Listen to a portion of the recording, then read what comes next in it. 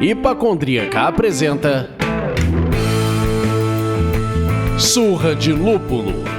Oi pessoal, bom dia, boa tarde, boa noite! Eu sou Ludmilla, mais conhecida no Instagram como Hipacondríaca.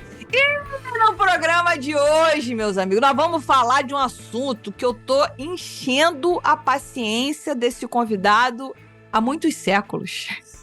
A gente vai falar aqui hoje de cerveja e arqueologia, com o nosso amigo e já frequente convidado Sérgio Barra, mais conhecido no Instagram como Profano Graal.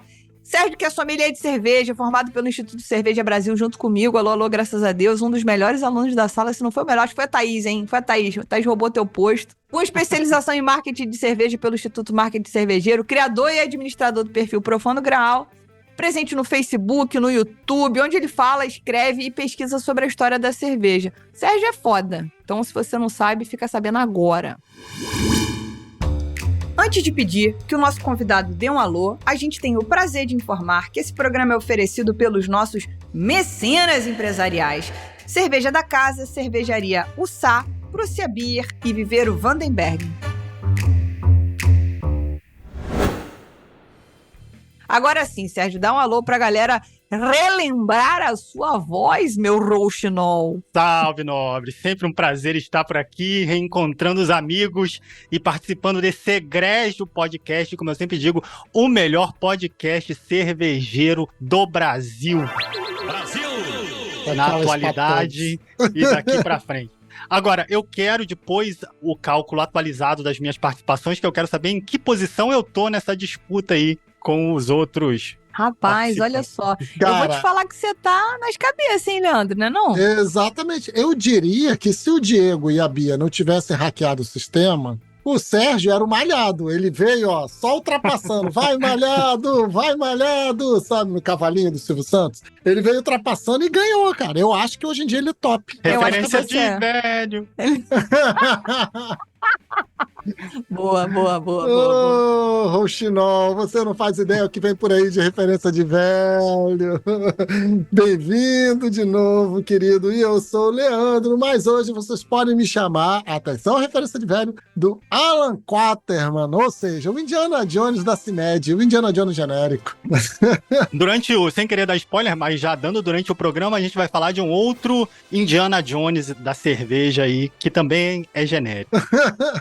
E a gente costuma bater esse papo tomando uma cerveja. Eu tava apressado, hoje tá um dia quente, foi um dia corrido pra mim, eu já cheguei abrindo a cerveja. Hoje não vai ter barulhinho, não. E eu quero saber de você, Sérgio, o que você tá bebendo? Eu tô bebendo uma lagerzinha básica, que é a lager de todo dia, que é a Birra Moretti. Eu não sei se tem vídeo, sim. Que inclusive é um tanto quanto inadequada pro frio bizarro que está se fazendo na Itália nesse momento. Mas é só pra molhar as palavras enquanto a gente bate esse papo aqui, porque é um desperdício encontrar os amigos e não beber uma cerveja. Boa. Lud, você tá desperdiçando, Lud? Tô, Brasil, eu tô com aguinha. Hoje, inclusive, que eu fiz uma limpeza no dente, até a água tá indo ruim, sabe? Que você bota água pra... Ai! Brasil, socorro. E você, Alan Quaterman, você virou aveia. Alan Quaterman é a versão do Pato Donald dele, que seria perfeita. Bom, o que você tá bebendo por aí, sedento? Eu estou bebendo a Patagônia Bohemian Pilsner, que você já fez um vídeo fazendo comparação com ela, não já, Lud? A Bohemian Pilsner da Patagônia, será que ela já teve algum? Ou você fez com IPA? Eu acho que foi IPA. Foi a IPA, porque aliás é bem boa, inclusive. Então, tô bebendo ela, a Patagônia da Bohemian Pilsner, e eu descobri que eu tenho que trocar de cervejeira com o Sérgio. Porque ele tá aí no frio do caralho, bebendo uma cerveja de tempo quente. Eu fui abrir a minha cervejeira pra pegar e vir pro programa, só tem cerveja extrema. Tá o Festival das Pretas de barril, cara, tá assim, só 10%, 11%. Eu acho que a menorzinha, tirando a Bohemia Pilsner, era 8%. Eu falei, gente... Você não tem juízo mesmo. Eu tenho que melhorar isso. É porque eu bebi todo o resto, né? Eu tô esperando o inverno chegar com elas ali. Exatamente.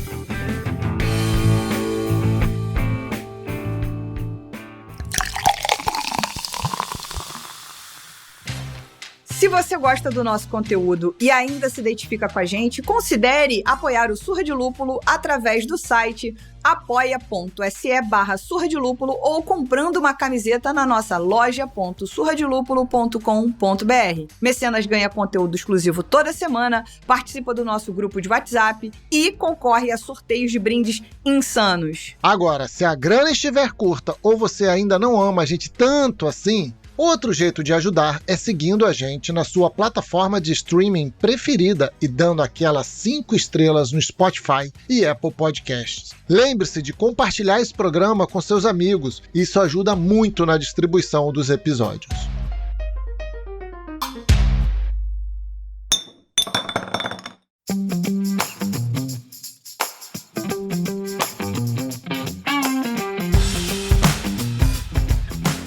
Bom, meus amigos, sem mais delongas, vamos partir para as perguntas aqui, porque já foram séculos esperando por essas perguntas. Vamos lá.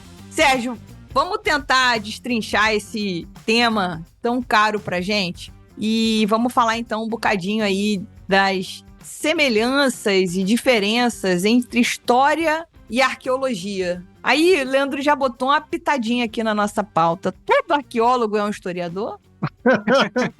Olha a provocação, hein? Nem todo arqueólogo é um historiador, nem todo historiador é um arqueólogo. E eu vou aproveitar essa pergunta para justificar minha presença aqui antes que os haters digam qual é desse cara? Esse cara agora acha que pode falar sobre tudo, é história, é publicidade de cerveja, é os caralho a quatro, que tá achando o quê? Que é, sei lá, multi-instrumentista. Então eu vou justificar aqui que eu não sou arqueólogo, sou historiador de formação e na formação de história não existe uma cadeira de arqueologia, de introdução à arqueologia, o que eu acho uma falha absurda. Fica aí o meu protesto logo no começo. Indignação. No começo do programa. Mas eu tive a sorte, ou o azar, vai saber, de ter 2 professores que eram arqueólogos de formação e não historiadores. Que um era um professor de história antiga, que dava aula de Roma e de Grécia, e o outro era um professor de história da América pré-colombiana. E eles 2 faziam muita questão sempre de deixar claro que a formação de historiador e de arqueólogo são formações muito diferentes. Eles deixavam bem claro que a gente não daria para arqueólogo de jeito nenhum. E eu tenho que confessar que realmente a arqueologia, para mim, tem alguma coisa de mágico, porque os caras... Eu tenho muita admiração, porque os caras olham para um monte de pedra e eles falam, olha, aqui se fabricava cerveja, né? E eu olho para aquele mesmo monte de pedra e eu falo, um monte de pedra, né? Eu sou incapaz. Então, feito esse disclaimer, eu quero avisar aos ouvintes que não esperem grandes explicações técnicas sobre como trabalham os arqueólogos nas descobertas a respeito da história da cerveja, porque eu não saberia dizer, mas tem muitas coisa aí sobre a qual a gente pode falar, sobre descobertas arqueológicas e, enfim, e sobre esse diálogo entre arqueologia e história para a história da cerveja. Perfeito. Bom, e aí, já que você falou de cerveja, vamos puxar esse papo aí. Como é que a arqueologia, ela em si, ajuda a gente a estudar e conhecer a história da cerveja? Então, a arqueologia, da forma como eu vejo, a arqueologia ajuda no conhecimento, na produção de conhecimento sobre a história da cerveja em 2 grandes campos, a princípio. Primeiro, nas descobertas sobre as origens da cerveja. Ela nos remete aos primórdios das produções cervejeiras. Esse é o primeiro campo. E o segundo campo seria na recriação, que está diretamente relacionado com o primeiro, inclusive, mas não necessariamente, né? Na recriação de receitas antigas. Eu digo não necessariamente porque essas receitas antigas não precisam ser necessariamente dos primórdios da cerveja, né? Essas receitas antigas podem ser da Idade Média ou até do século XIX, né? Receitas mais recentes, que não precisam necessariamente ser receitas da antiguidade. Então, nós temos esses 2 grandes campos onde a arqueologia pode dar as cartas, né? Eu ia dizer dar uma mão, mas não é dar uma mão. Ela pode dar as cartas na produção de conhecimento sobre a história da cerveja. Então, acho que depois desse começo aí, depois dessas duas respostas, a gente pode entender que o arqueólogo e o historiador são pessoas distintas, ok, mas que eles vão trabalhar em conjunto para construir a história ou reconstruir a história de uma maneira geral, né? Redesenhar aquilo que aconteceu e que a gente não presenciou para que a gente possa contar esse conhecimento e ele sendo passado adiante. Faz sentido isso, então? Sim. Cada um com a sua especificidade técnica, né, com as suas especificidades metodológicas, né, o arqueólogo trabalhando mais ali em campo, com a cultura material, com a escavação, né, e o historiador trabalhando mais na base do documento. A história, ela é uma ciência muito completa no sentido de que ela acaba se utilizando sempre da descoberta de outros campos do saber. Não tem como, dependendo do tema que você estuda, não tem como, por exemplo, a história dispensar o trabalho arqueológico, né? É o caso das origens da cerveja, por exemplo. Sensacional. Então tá. Então agora que a gente já botou o pezinho na água, né? Já sentiu a temperatura, a gente agora já aclimatou e etc e tal. Então a gente queria entender como é que os arqueólogos, essas pessoas maravilhosas que vão a campo, que passam protetor solar, que não tem medo de se sujar. Como é que essas pessoas conseguem identificar que em determinados sítios arqueológicos tinham resquícios de alimentos fermentados? Como é que se dava esse ó de pilim-pim-pim? Pois é, como é que se faz a mágica, né? Porque pra mim isso tem alguma coisa de mágico, né? O cara chegar num monte de pedras, num sítio arqueológico e vai passando o pincelzinho ali, vai escavando, vai limpando e vai encontrando com a ajuda da tecnologia mais avançada que se pode lançar à mão, vai achando informações que nos abastecem na hora de escrever a história da cerveja. Uma coisa que é comum nos sítios onde se produziu cerveja em algum momento é a descoberta de vestígios de oxalato de cálcio. O oxalato de cálcio seria aquilo que hoje a gente chama de pedra cervejeira. Quando você não faz uma boa sanitização do seu material depois de várias braçagens, você que é home brewer, né? Que não é o nosso caso aqui, graças a Deus, porque aqui só tem pessoas normais. Então, vai se depositando ali esse oxalato de cálcio, que é considerado a assinatura da fermentação, né? A assinatura de que ali houve um processo de fermentação de alguma coisa. E uma outra assinatura são vestígios de amido, né? Do uso de amido. Então, obviamente, também pela característica do sítio que se está escavando, o arqueólogo ele já imagina o que ele pode encontrar por ali. Então ele não é pego de surpresa. Quer dizer, muitas vezes acontece dele ser pego de surpresa, mas muitas vezes ele já, pela característica do sítio arqueológico, ele sabe o que procurar.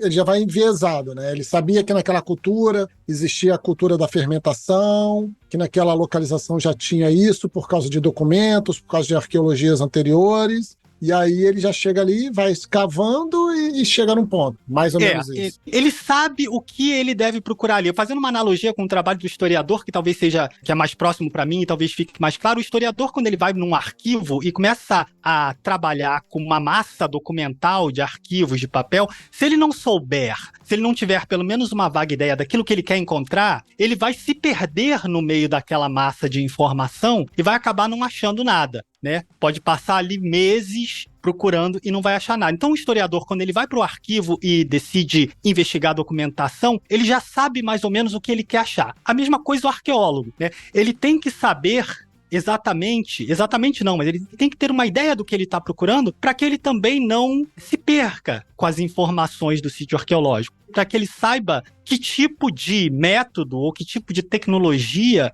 ele deveria usar ali naquele local, né? Então, pelo que eu estou entendendo, é assim, o oxalato de cálcio, ele é um mineral que ele é formado ali durante a produção da cerveja, e ele resiste ao tempo, talvez por ser um oxalato de cálcio, né, vai longe, ele resiste ao tempo, a ponto dele ainda ser identificado hoje nos materiais usados. E aí a gente pode estar falando de fundo de jarros, fundo de panelas, barris, não sei se pás, né? Ele é identificado no local. E aí isso mostra que ali teve fermentação. Sim. Tem um outro ponto aí interessante também, que é a questão da preservação, né? A preservação, ela é melhor ou ela é pior dependendo de condições de solo, dependendo de condições de temperatura e dependendo do próprio material no qual aquele resíduo está depositado, né? Então você tem materiais que preservam melhor esses resquícios, né? Como madeira, por exemplo, né? Ou barro. E você tem materiais que preservam de uma forma mais débil, mais frágil, né? Assim como o solo mais seco, temperaturas mais quentes, são melhores para preservar. Mais quentes ou mais frias? Ó, tô entrando em aspectos técnicos sobre os quais eu não tenho muito domínio, mas enfim, Existe uma variação.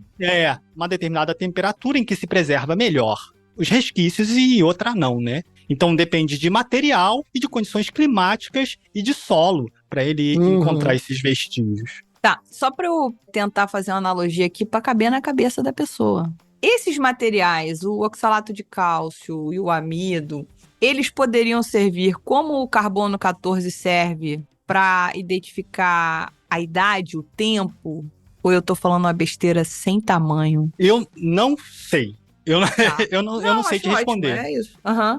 Porque aí é uma questão de como é feita a datação, né? Sim. Mais do que propriamente o que se fazia ali, como isso é datado, é uma outra pesquisa, né? Tá, eu também estou com uma outra pergunta técnica aqui, que não sei se você consegue responder. O oxalato de cálcio, você deu o nome de assinatura da fermentação, né? Como é que sabe a diferença se foi fermentação de pão ou de cerveja? Ou só sabe que foi fermentado alguma coisa ali? Não, sabe-se que foi fermentado alguma coisa. Aí outras pesquisas posteriores é que vão indicar que tipo de botânico ou que tipo de cereal foi utilizado naquele local ali, né? Por quanto tempo, né? Você pode chegar a um nível de detalhamento de dizer, olha, da data X à data Y, o material que estava sendo usado era esse. Da data Y à data Z, eles já mudaram e eles passaram a usar um outro tipo de cereal. É possível chegar a esse nível de detalhamento.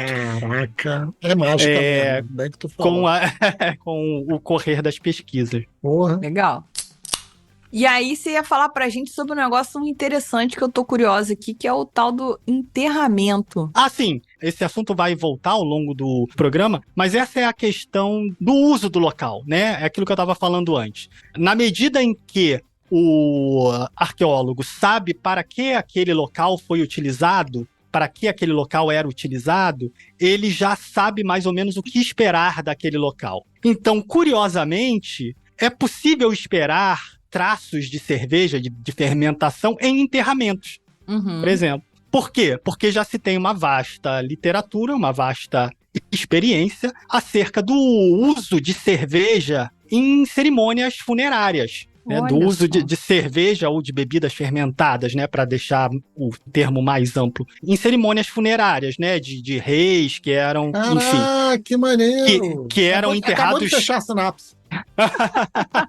Reis que eram enterrados com verdadeiros banquetes, né? Então você tem ali uma mesa, você tem pratos, você tem copos, enfim, você tem recipientes onde teve comida ali durante o ritual funerário. Pô, então por ali você consegue, pelo enterramento, mais os outros elementos que são pesquisados, você consegue saber até qual era a inclusão da cerveja ou do processo de fermentação para aquela sociedade. Se era uma coisa do dia a dia, se estava, sei lá, numa cozinha, numa residência comum, ou se estava numa cerimônia. Exato. Foda, vou estudar arqueologia.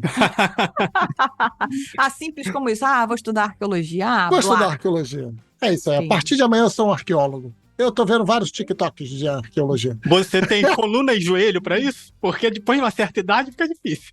Aí muito desagradável, Sérgio. Muito desagradável. Tá vendo? Ainda bem que o Sérgio é uma pessoa que tem juízo. Vamos falar de coisa boa, porque o Sérgio acabou de cortar minha onda. Vamos falar, então, assim...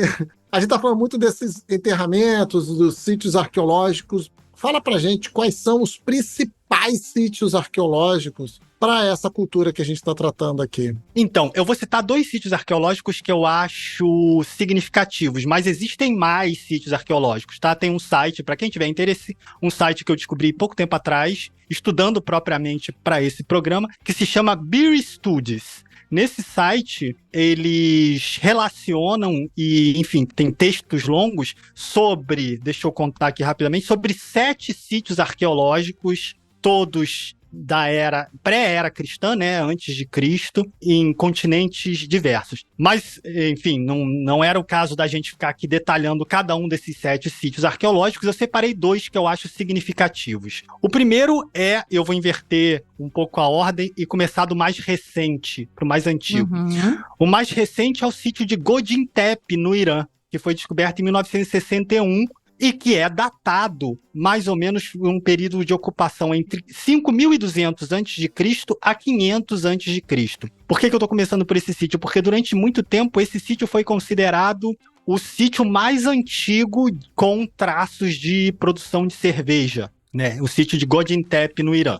O que era esse sítio? Esse sítio era um posto comercial avançado na Mesopotâmia.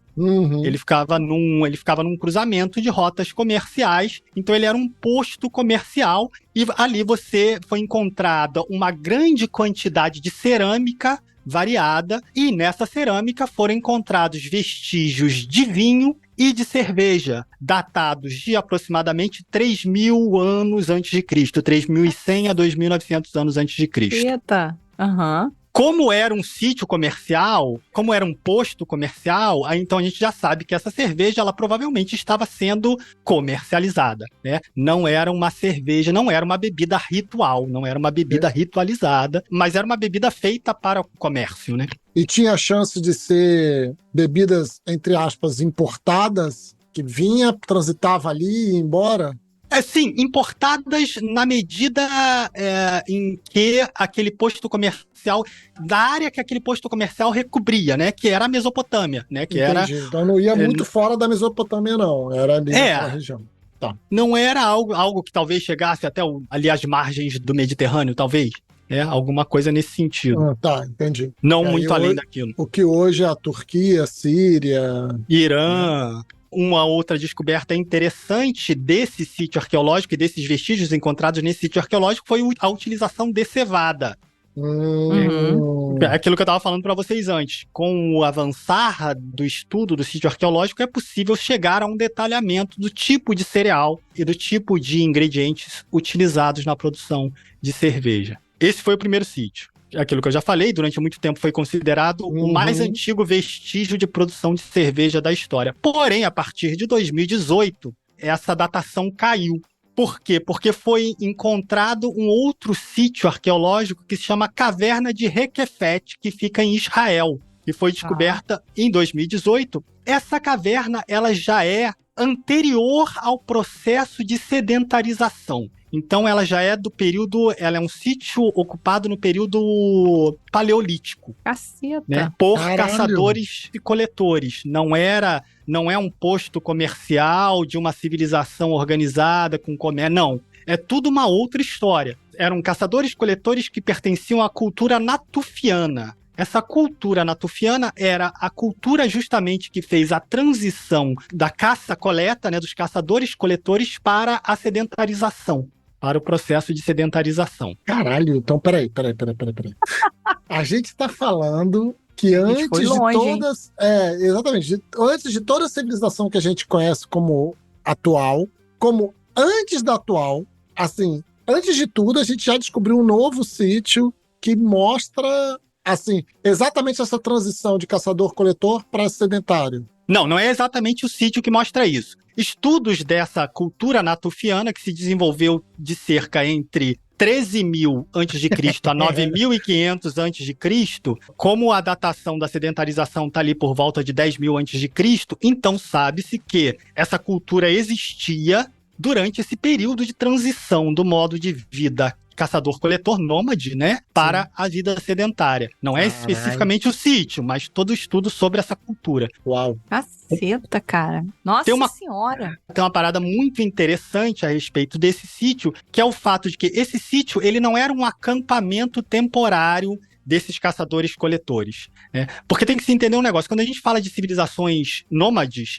não quer dizer que as pessoas ficam andando que nem uns doidos a esmo durante toda a sua vida. Né? Essas populações nômades, elas têm acampamentos temporários um acampamento onde elas passam, por exemplo, os meses mais frios do ano, acampamentos Sim. onde elas passam os meses mais quentes, elas sabem que em determinada época do ano há uma abundância maior de recursos em determinado ponto. Então, todo ano, naquela mesma época, elas voltam ao mesmo ponto. Então, esses são os acampamentos temporários habituais. Essas civilizações nômades, elas circulam dentro de uma área conhecida. Né? Para Porque muitas paz vezes- da luz, até para ser nômade tem que ter planejamento, tem que ter um plano.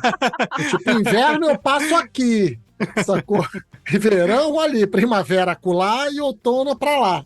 Foi a gente que estragou um pouquinho, cara, porque podia ter aquela coisa do tipo assim, vou passar o verão aonde? Vou passar o verão em Petrópolis, Itaipava, né? Aí vou passar o inverno no Rio. Não. Vamos ter uma casa só e se lascar inteiro. Para Botar uma esses Netflix homens- e nunca mais sair do sofá. Tipo isso. Para esses homens era uma questão de sobrevivência, inclusive, né? Porque eles não tinham o domínio sobre o tempo como nós temos, né? Que hoje a gente pode ligar um ar-condicionado, ou sei lá, se cobrir de roupa para fugir do frio, né? Fechar toda a casa. Aquecedor, né? O aquecedor, então. Esses caras não tinham esses recursos tecnológicos, então para eles era uma questão de sobrevivência saber onde eles iam encontrar recursos em cada época do ano. Por isso eles não saíam andando a esmo que nem uns loucos. Porque muitas vezes a gente vê gráficos do deslocamento do homem lá da África até chegar aqui na América do Sul, passando pelo Estreito de Bering, e a gente tem a impressão errada de que esse homem ele ficou andando sem parar, né, até chegar na América do Sul. Mas não, aquilo foram milênios andando. Cada população dessa tinha a sua área, a sua região. Né? Perfeito, perfeito. Então, só para completar esse raciocínio, esse local da caverna de Requefete não era um acampamento temporário habitual. Agora eu faço um desafio a vocês. Quais de vocês podem me dizer o que era, para que servia essa caverna? Não era um acampamento. Meu Deus. Lá vem ele. Pegadinha vem do ele. malandro. Lá vem ele, eu vou Pegadinha do chutar. malandro. Vai. Eu vou chutar. Reprodução.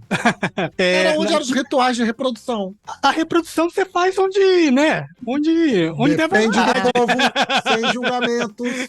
Cada um faz do jeito que quiser. Então, mas olha só, Leandro, vamos perceber a pegadinha do cara que tem origem professoral. Ele faz uma pergunta meio retórica. A Estamos gente num já ouviu podcast falar. sobre cerveja. Então, a caverna devia ser o quê? Era um brewpubzão maneiro, tá? Caralho, Que tava rolando brew- a produção de cerveja e tal. A galera ia lá, produzir, tomava cerveja, vendia cerveja. E aí? Mas, entrando na tua mente, que entrou na mente dele, se ele é um professor e está fazendo uma pergunta meio retórica, ele já deu a resposta antes. É só para saber se os alunos estão prestando atenção. Então é para enterrar povo.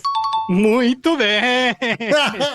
Caralho, velho. Era um Muito grande bem. Por essa nem o cemitério. futuro esperava.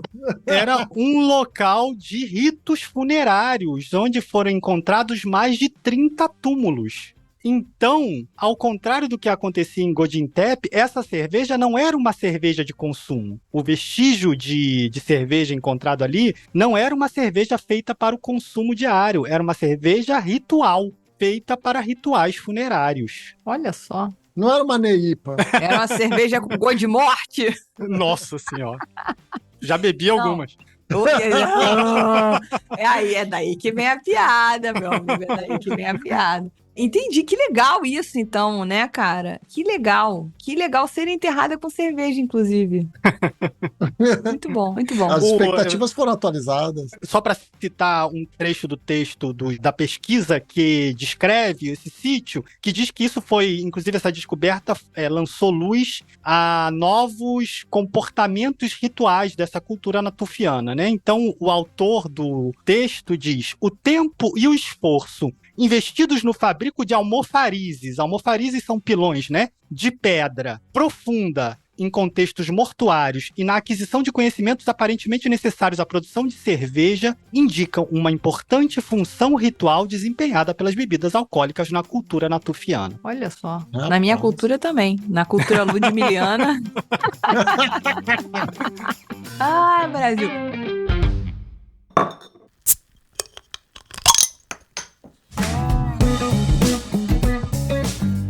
Tá, vamos lá. Então então vamos continuar com esse papo, vamos andar. E aí a gente queria entender o que a arqueologia pode nos ensinar sobre os aspectos do dia a dia da cerveja, né? Os pontos sociais, essa coisa dos costumes. Você já começou a dar alguns exemplos aqui, né, cara? A cerveja tá totalmente ligada a costumes fúnebres, por exemplo. O que mais? O que mais que a gente vai aprender sobre isso? Eu acho interessante falar desses aspectos rituais, porque muitas vezes quando a gente fala das origens da cerveja, fica parecendo que os homens pré-históricos encaravam a cerveja do mesmo jeito que a gente. Que eles bebiam cerveja para se embebedar, para se divertir, né, e para socializar. Tinha isso também. Mas essas descobertas mostram como esse caráter ritual da cerveja, ele era igualmente ou talvez até mais importante do que o caráter social. Porém, outras descobertas nos chamam a atenção para outros caráteres da cerveja. Por exemplo, descobertas no Egito, né? A gente sabe hoje que o Egito foi a primeira civilização onde existiam estabelecimentos próprios para a produção de cerveja, né? A gente pode dizer que as cervejarias, então, elas surgem no Egito, né? Lugares próprios para a produção de cerveja que não eram o bar, nem eram a casa do cervejeiro, mas fábricas, plantas de produção, digamos assim, né? Da mesma forma, a arqueologia egípcia, com a tradução de hieróglifos, né, é por meio dos estudos arqueológicos que se traduzem os hieróglifos, que se descobrem quais os hieróglifos que significam cerveja, seja na escrita egípcia, seja na escrita suméria, na escrita acádica, né, no... Oh, meu Deus, esqueci o nome daquele alfabeto doido lá deles. Enfim. Tudo bem. É justamente a pesquisa arqueológica que nos permite identificar a palavra cerveja no meio dessa documentação. Quando a gente fala em documentação, né, é meio Flintstone, né? Esses caras escreviam nas paredes, eles escreviam em pedaços de pedra, em argila que eles botavam para secar no sol. Né? Então tudo isso é cultura material, né? Tudo isso é objeto de estudo do arqueólogo, né? Então é por meio da arqueologia que a gente descobre qual era o papel que a cerveja desempenhava nessa sociedade, né? Então é possível descobrir, por exemplo, os seus aspectos médicos, né? Um dos vestígios arqueológicos egípcios mais utilizados é justamente uma lista de medicamentos, com cerca de 21 medicamentos, onde entravam também a cerveja. Cerveja saúde. Pois é. Se chama Papiro de Ebers, que remonta a 1550 a.C., que contém 700 fórmulas mágicas e remédios populares. Veja bem, fórmulas mágicas e remédios populares para o homem da antiguidade é a mesma coisa, tá? Né? Mostra que a cerveja, além de estar presente na mesa e nos rituais religiosos, também era usada como remédio. Por exemplo, se prescreve espuma da cerveja com cebola, como um delicioso remédio contra a morte. Esse remédio, né? Muito bom mesmo, né? Que delícia, meus amigos. É tipo um petisco. Considerando que o povo morria... Não, mas olha só, parando para pensar, tá, gente? Considerando que o povo morria com gripe, e hoje tem aquelas pessoas que receitam... Você tá gripado? Toma um chá de mel com alho, cebola... Esquenta tudo junto e bebe, que vai te fazer bem. No dia seguinte você vai estar ótimo. Que é uma parada que, assim, eu já bebi, tá? Já fui nessa. É horrível, mas no dia seguinte você também bebe. Então, cara, olha só, começa a fazer sentido. É essa medicina natural, né? A medicina em cima da experimentação. Sim. Deve ser um puta expectorante isso aí. Porque assim, eu fico pensando, não é a espuma da cerveja que a gente tem hoje. Deve ser a espuma da fermentação, deve ser a espuma da primeira camada ali, sacou? Não era sólida praticamente, né? Lembre-se que eles bebiam cerveja com canudo. E aí taca a cebola, cara, assim... Se eu fizer uns stories com isso, vira modinha e tem gente falando de nutrição com a base disso, hein? Fica a cara da Lud de você tá muito irresponsável hoje, alguém segura esse cara. Outros aspectos que podem ser descobertos a partir de estudos, né, arqueológicos nesse aspecto é, por exemplo, como se armazenava os recipientes usados para armazenar a cerveja, formato, tamanho, capacidade... ocasiões, modo de serviço, né? Como se servia, se existiam tavernas, se existiam espaços próprios para isso, e outros aspectos mais cotidianos, né? Dando um pulinho do Egito até Roma, as escavações de Pompeia, por exemplo, as escavações recentes de Pompeia descobriram bares, né? Pubs, que era onde a população de Pompeia ia beber o seu vinho, né? e, enfim, e fazer a sua noitada. Então, tudo isso é fruto de pesquisa arqueológica. A respeito do Egito, tem um último aspecto interessante, que é a descoberta, uma descoberta feita em 2018, que descobriu uma instalação para a produção de pão e cerveja para abastecer os trabalhadores que construíam a pirâmide de Menkaure. Sim, que eles eram pagos com a cerveja, não era isso? Com pão e cerveja. A pirâmide de Menkaure eu não tenho exatamente a data, mas tudo bem. Então, por exemplo, essa já é uma descoberta que nos leva a afirmar que os trabalhadores da pirâmide eram pagos, pelo menos em parte, com pão e cerveja.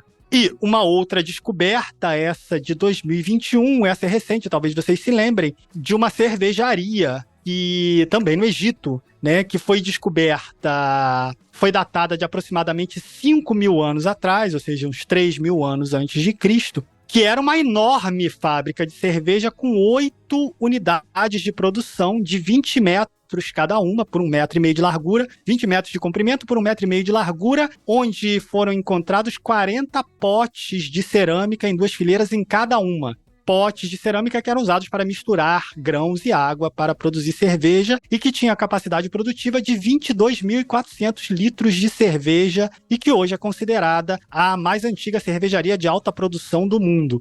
Tem muita cervejaria artesanal hoje em dia que não produz 22.400 litros de cerveja por ano. Gente, com certeza, se escavar melhor, vai achar o, sei lá, avô do Lema, né? É o começo da Bembev. Ai, Brasil, alguém me para. Vai saber se ele tem, né, ascendência egípcia. Esse homem não precisa ter nada. Ele compra tudo se ele quiser. Ele comprou o passaporte egípcio. Ai, meu Deus.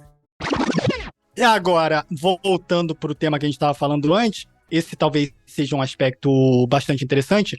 Essa planta de produção, ela estava localizada na cidade de Ábidos. A cidade de Ábidos é uma necrópole, é um grande cemitério. É um grande cemitério a 450 quilômetros ao sul do Cairo. Então, os estudiosos acreditam que aquela fábrica foi construída ali para fornecer cerveja aos rituais funerários reais. Caralho, velho, tudo tem a ver com morte, meus amigos. Porra! Cara, eu vou te falar que daqui a 5.000 anos vão fazer arqueologia aqui em Botafogo, vão descobrir várias fábricas de flores e mármore. Porque é um novo ritual, é botar flor, é botar... Ninguém mais bebe o defunto. Que desperdício, não, meus amigos? Que desperdício. Agora, você ia falar de alguma descoberta na região amazônica. Essa me interessa bastante também. Ah, sim, né? Porque quando a gente fala em história da cerveja, e principalmente em antiguidade, a gente costuma se ater, né, ao cenário ali do Oriente Médio, né, do Crescente Fértil, onde surgem os primeiros vestígios, e um pouco também na Europa, né, com vestígios, com sítios arqueológicos europeus. Porém, existem sítios arqueológicos com vestígio de bebida fermentada, que a gente pode chamar de cerveja se a gente quiser, né, usando esse termo de forma mais ampla. Existem sítios arqueológicos de bebida fermentada também na América do Sul. Na América do Sul e na América Central.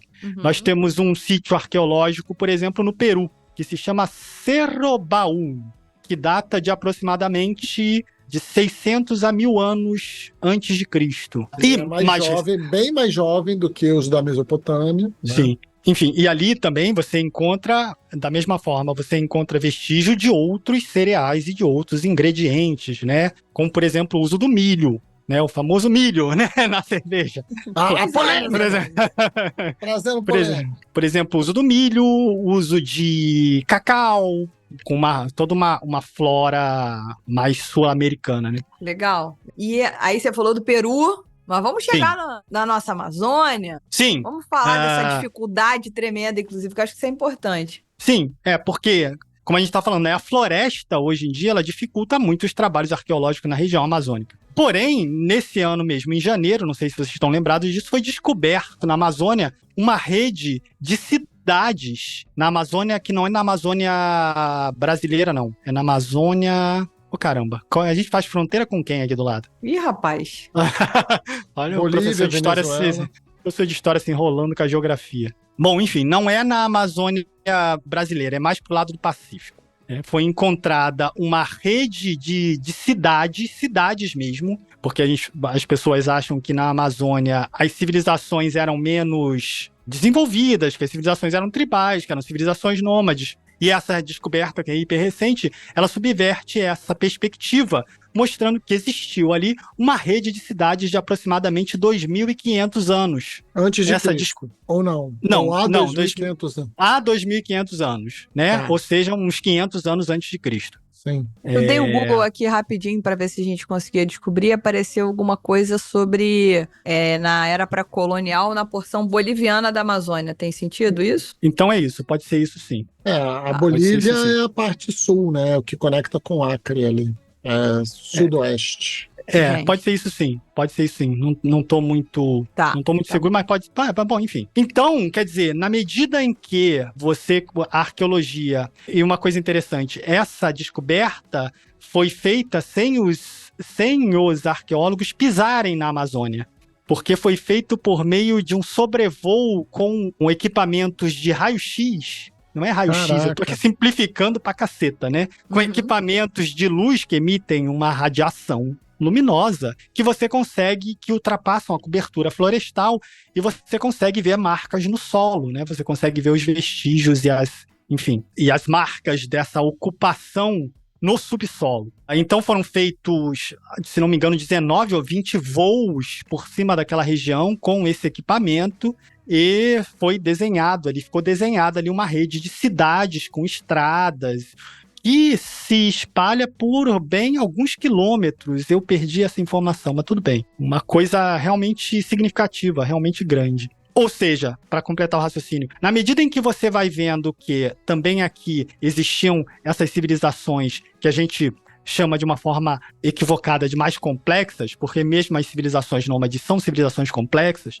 você também aí, né, para voltar lá no começo do papo, você também abre a possibilidade de começar a procurar ali vestígio de produção de fermentação, né? Bom, esses caras se organizavam dessa forma. O que eles comiam? O que eles bebiam? Né? Como é que eram as relações sociais, as relações econômicas entre essas redes de cidades. Então essa descoberta, ela é fresquinha, ela é de janeiro do mês passado. Então a partir daí vai se começar esse estudo, né? Tá, então eu vou corrigir, não é Bolívia, essa da Bolívia foi uma descoberta de um outro ano, que foi 2022. Essa especificamente que você está falando é no Vale do Upano, no Equador Amazônico, na parte oriental dos Andes. E aí fala nessa matéria que eu acabei de achar da CNN, é a descoberta da maior e mais antiga rede urbana de características construídas e escavadas na Amazônia até agora e foi resultado de mais de 2 décadas de investigação na região. É uma equipe conjunta de França, Alemanha, Equador e Porto Rico nessa pesquisa. Muito legal. Vamos botar o link dessa matéria aí no nosso blog e também na descrição do Spotify para quem quiser ler essa matéria da CNN. Que eu acho que complementa a informação que o Sérgio está trazendo pra gente. Perfeito. Tá, e aí, Sérgio, terminamos a Amazônia, a gente aprendeu que para descobrir tem que voar de aviãozinho ou desmatar tudo, né? Pelo que eu entendi. Que horrível.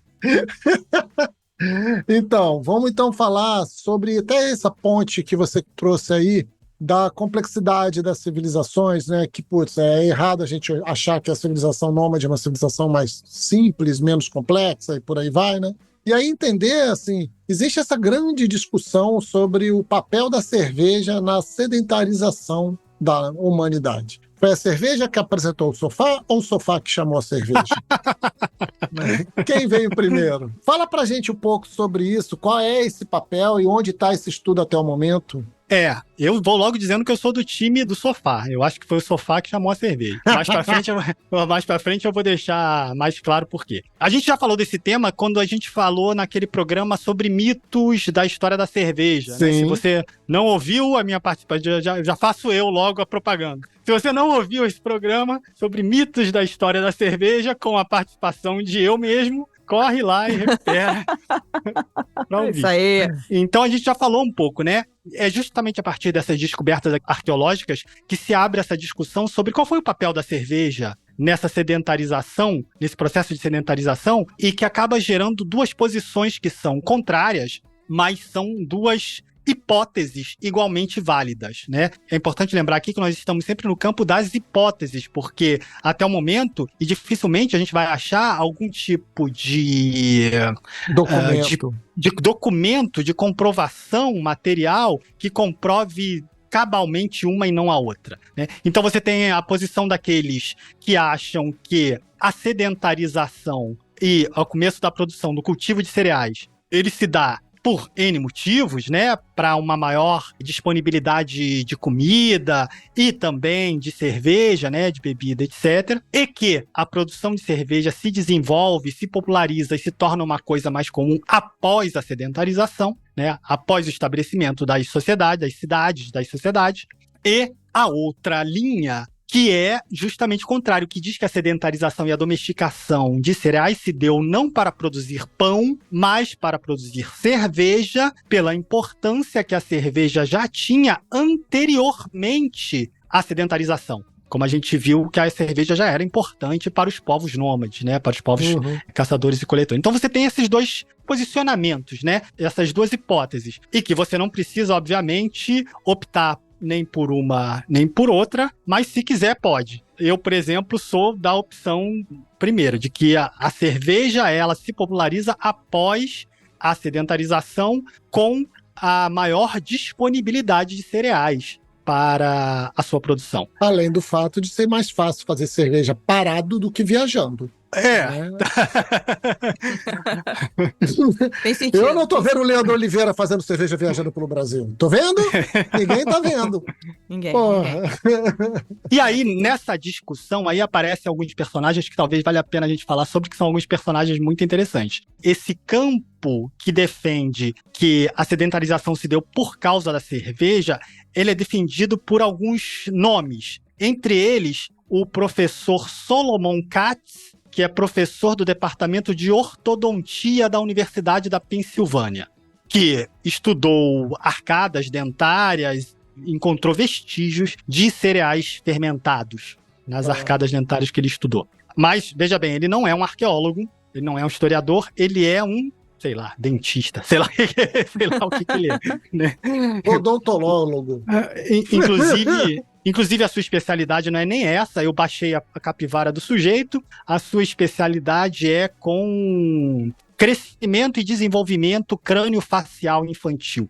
Esse maluco, ele está ladeado por um outro sujeito que talvez seja a figura mais pitoresca com a qual eu já encontrei nessas minhas pesquisas sobre história da cerveja e arqueologia, que é um norte-americano chamado Alan Duane Eames, que era um sujeito que se dizia escritor e antropólogo da cerveja. Ele se nomeava assim, que ele era filho de um antropólogo e, pelo que eu consegui encontrar, das poucas coisas que eu consegui encontrar sobre ele na internet, ele se nomeava antropólogo da cerveja, que era uma pessoa que, também segundo esses textos que eu encontrei na internet, visitou 44 países à procura de pesquisando sobre as origens da cerveja e o papel que a cerveja desempenhava em sociedades e culturas antigas. Então, ele teria ido ao Egito estudar hieróglifos sobre procedimento de fabricação da cerveja, teria ido aos Andes, onde ele foi buscar uma bebida feita de morangos do tamanho de bolas de tênis. Eu estou reproduzindo textualmente, tá?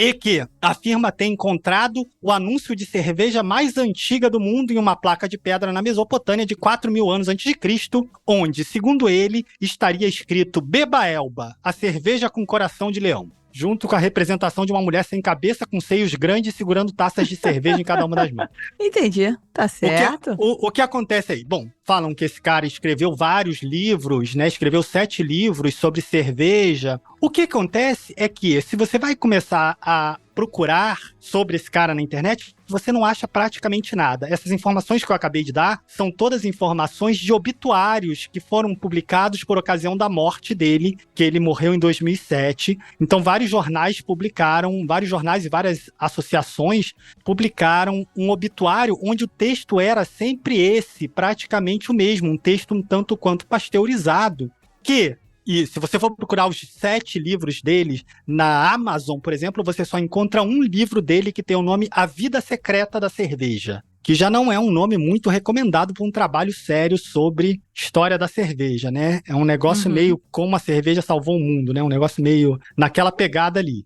né? Que, diga-se de passagem, não assistam. Ou assistam por sua conta e risco. Então, é muito difícil você encontrar informações sobre ele para além da própria autopromoção dele. Porque todos esses textos obituários, essas coisas, são coisas que ele falava de si mesmo. Tá. Né? A gente tá encontrando aí o Olavo de Carvalho da cerveja. Pablo Marçal da cerveja. Porra, muito mais contemporâneo.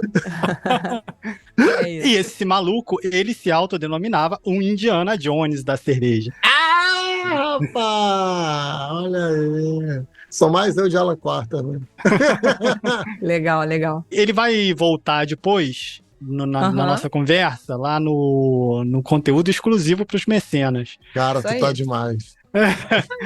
Mas, por enquanto, né, guardem a informação desse sujeito. Então, no time dos defensores da sedentarização pela cerveja, vamos chamar assim, né? No time dos defensores da sedentarização pela cerveja, nós temos o dentista lá, o senhor Solomon Katz, temos esse 171 aqui, né, o senhor Alan Duane. Porque, eu esqueci de dizer, ele disse que ele encontrou aquela placa que seria o anúncio mais antigo de cerveja do mundo, mas ele não tirou uma foto, Entendi. né? Tá. E não tem um registro fotográfico. É o começo da fake news, não tinha ainda inteligência artificial. Aliás, Leandro, fica aí a sugestão para você reproduzir essa placa numa IA e pronto. O que você acha? Pronto, Você eu que é o cara que gosta de fazer essas coisas. Faço com alegria. Aí, pegar a descrição do Sérgio, fazer a placa aí. A placa nunca antes vista. Sendo visto agora. Exato. Olha só. Aí vocês vão começar a justificar o discurso do maluco lá. Tudo bem, é tudo meme. Então nós temos nesse time esses dois sujeitos, mas nós temos um outro sujeito que é um pouco mais recomendável, digamos assim, que é o Dr. Patrick McGovern, que é arqueólogo e diretor do Laboratório de Arqueologia Biomolecular para Cozinha e Bebidas Fermentadas e da Saúde da Universidade da Pensilvânia. Esse cara, ele é um arqueólogo, já tem uma credencial um pouco mais, digamos assim, referenciada. Apropriado. Né? E ele tem esse laboratório que ele criou já lá no início da década de 90, onde ele pesquisa bebidas antigas. Né? Bebidas e alimentos, né? Bebidas fermentadas e alimentos antigos. E ele também é desse time que defende que a sedentarização ela foi feita para a maior disponibilidade de cerveja, porque o laboratório dele se dedica a uma linha de pesquisa que se chama oncologia arqueológica, onde ele procura estudar esses vestígios de bebidas antigas atrás dos traços de compostos de ervas e resinas que tivessem alguma propriedade anticancerígena ou medicinal, de uma forma geral. E ele acha... Por quê? Porque ele diz que esses componentes se dissolvem no álcool. Os produtos botânicos se dissolvem muito facilmente no álcool. Então, através do álcool, era uma maneira mais fácil de você administrar esses remédios. Então, ele descobriu, por exemplo, que a cerveja tem um alto teor de vitamina B e a presença de um aminoácido chamado lisina, que fortalece o sistema imunológico e auxilia no reparo muscular, por exemplo. Vestígios de salva, tomilho, com propriedades anticancerígenas, também foram encontrados em recipientes egípcios de cerveja e tal. Então, além dos efeitos sociais da cerveja, então ele defende a importância da cerveja para a sedentarização a partir daí, né? Que assim... durante muito tempo, eu me debati com essa tese, porque eu falo, mas isso é um conhecimento nosso, não é um conhecimento dos homens daquela época, né? Nós estamos tentando estender aos homens daquela época um conhecimento que é nosso. Eles não sabiam da presença do aminoácido lisina, nem de um alto teor de vitamina B, eles nem sabiam que porra era essa. Mas aí, mais recentemente, eu li uma entrevista com ele que baixou um pouquinho minha guarda, né? Que ele fala o seguinte: os humanos antigos, eles tinham um enorme incentivo para tentar encontrar qualquer cura que pudessem para os seus males. E eles descobriam soluções empíricas, mesmo que não conseguissem explicá-las cientificamente. Total. Faz sentido, pra mim faz sentido.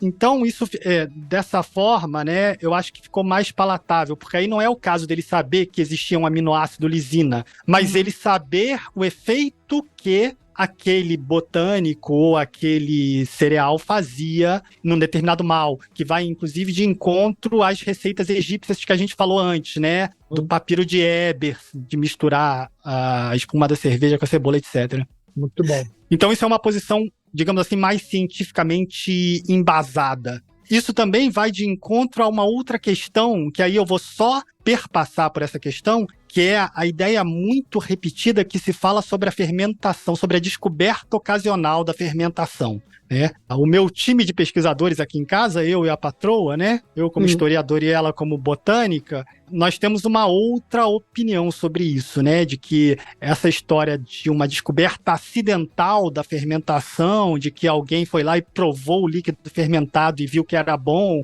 etc., é um tanto quanto furado, né? Porque o que esses caras faziam era a ciência, esses homens paleolíticos, né? Eles sabiam que a fermentação dava em alguma coisa interessante, por exemplo, por observação dos animais que comiam frutas fermentadas, por exemplo, né? Um outro aspecto que não se leva em consideração quando se fala de uma descoberta acidental da fermentação é algo que o Massimo Montanari fala nesse livro aqui. O Massimo Montanari é um professor da Universidade de Bolonha, especialista em história da alimentação, principalmente na Idade Média. Mas ele tem esse livro aqui que é O Alimento como Cultura. E no segundo capítulo desse livro aqui tem edição em português, tá? Se procurar, você acha aí nas Amazon da vida. No segundo ou terceiro capítulo dele, ele fala sobre métodos antigos de conservação da comida. E a fermentação era um método de conservação, que ele lista aqui. Ele lista ou salgar a comida, adoçar a comida ou fermentar a comida. Esses 3 métodos eram métodos de preservação da comida. Sim, até porque, pra gente poder ir pro próximo assunto, a geladeira só foi inventada por conta da cerveja muito tempo depois, no papo que Gabi Lando conversou conosco falando sobre as invenções cervejeiras.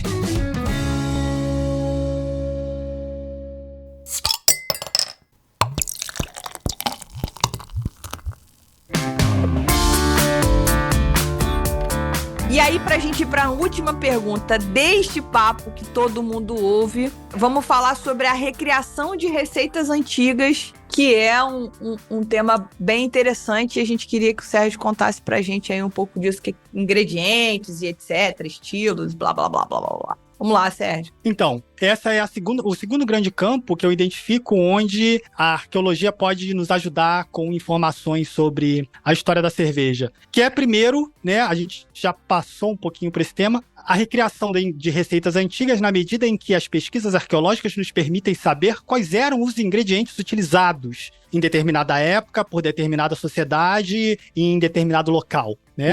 Para dar só um exemplo prático, o vestígio de produção de cerveja mais antigo da Itália está numa tumba, sempre uma tumba, né? Sempre um local funerário. Está numa tumba do Piemonte do século VI a.C., na tumba de Piomba, pertencente à cultura de Gola Seca, que é um nome ótimo, né? Porque Gola Seca em italiano é garganta seca, né? E, a partir do estudo dos vestígios dessa tumba, se descobriu que essa cerveja era produzida com cevada e com lúpulo. Olha que legal. A gente discute, quando é que o lúpulo começou a ser utilizado na cerveja? Desde sempre, né? Muito recentemente ele virou o queridinho dos cervejeiros, mas desde sempre o lúpulo foi utilizado na cerveja, desde o século VI a.C. Então você tem como, sabendo os ingredientes que se usavam e com descobertas posteriores até de receitas antigas, você pode recriar receitas antigas. Você pode recuperar também leveduras. Como, por exemplo, recentemente teve uma descoberta de um naufrágio, se não me engano, de um navio viking, né, de um navio escandinavo, que carregava jarros de bebida. Dali você pode recuperar leveduras antigas, para saber quais são as leveduras utilizadas nessas cervejas, nessas bebidas. Uma coisa que é importante é diferenciar a recriação de estilos antigos e a criação daquilo que a gente chama de receitas históricas, né? Ou seja, receitas embasadas, receitas que não eram necessariamente as receitas feitas pelas sociedades antigas, mas que estão embasadas em descobertas e em estudos, utilizando botânicos, vegetais e cereais utilizados lá, né? Mas que você não pode afirmar exatamente era assim que se fazia essa receita. E, por outro lado, você tem a recriação de estilos antigos, como já que a gente está falando dos escandinavos, como, por exemplo, da sake, né, que é uma cerveja finlandesa, onde não se ferve o mosto, né? O mosto é aquecido com pedras, etc. Né? Sim. Tudo isso, enfim, são duas coisas diferentes. No primeiro campo de recriação de receitas antigas, nós temos, mais uma vez, o Dr. Patrick McGovern, que eu acabei de falar sobre aquela questão da pesquisa, da oncologia, etc., das bebidas antigas, que a partir de 1999 ele passou a colaborar com a cervejaria Dogfish Head norte-americana na criação de uma linha chamada Ancient Ales. Uhum. O que ele fez? O que ele fez foi basicamente tentar reproduzir na prática, por meio dessas cervejas, aquilo que ele já tinha estudado na teoria, no seu laboratório, né? Então ele já tinha estudado alguns sítios arqueológicos no seu laboratório, como por exemplo o sítio arqueológico de Jiarro, não sei se pronuncia assim, na China, né? Que é uma tumba de 9.000 anos atrás. O que ele fez foi tentar, então, reproduzir uma receita a partir das características daquilo que ele encontrou ali. E tem essa série Ancient Ales, tem umas 7 cervejas diferentes. Tem, inclusive, uma cerveja baseada na análise química de fragmentos de cerâmica encontrados em Honduras. Uhum. Uma bebida com chocolate e mel, por exemplo. Legal. Muito bom. Isso é uma tentativa de recriação de receitas. Uma outra coisa que também é feita a partir da arqueologia é uma imaginação de estilos históricos, digamos assim, mas com receitas recentes, né? Uhum. Estilos que não levam em consideração necessariamente métodos de fabricação antigos ou ingredientes antigos, mas que procuram imaginar como seriam essas receitas de determinadas civilizações a partir das características já encontradas e das características que a gente já conhece sobre essas cervejas. Nesse aspecto, por exemplo, você tem um trabalho muito legal da Sandog do Rio de Janeiro, Sim. né, que criou, por exemplo, uma cerveja para comemorar, por exemplo, eles fizeram uma ode a Ninkasi, por exemplo, que não é uma cerveja, por exemplo, não é a tentativa de reprodução do hino de Ninkasi, daquela cerveja que está descrita no hino de Ninkasi, mas sim uma cerveja utilizando ingredientes que poderiam ser utilizados ali, né? Uhum. Eles criaram, por exemplo, uma cerveja chamada Black Magic, que ela tem uma inspiração histórica no sentido em que é uma homenagem às bruxas, né, às cervejeiras que foram queimadas como bruxas pela Inquisição. Não implica, na verdade, uma reprodução de alguma coisa que já existia. Será que ficou claro essa... Sim, total.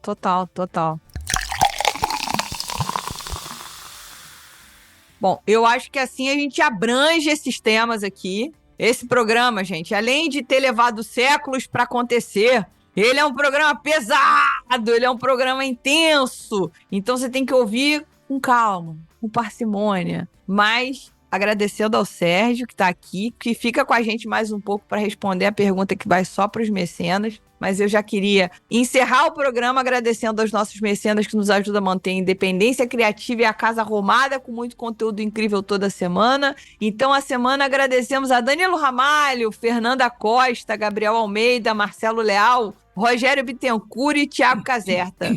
E, claro, agradecer ao Sérgio que debruçou-se sobre papiros, sobre muitas pesquisas, muitos estudos, pedras e com o seu pincelzinho, com a coluna arrebentada para trazer tanta informação para a gente aqui. Então, Sérgio, muito obrigada mais uma vez. Eu que agradeço, é sempre um prazer a possibilidade de estar aqui falando nesse prestigiado programa e convido todo mundo que não conhece ainda o Profano Graal a dar uma passadinha lá no meu perfil no Instagram, que lá tem mais conteúdo sobre história da cerveja, inclusive algumas dessas coisas que eu falei aqui hoje.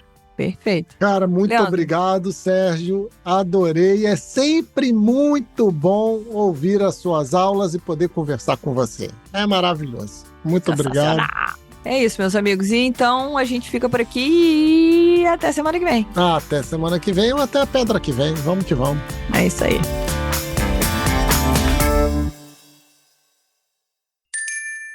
Beba menos, beba melhor. Beba com moderação.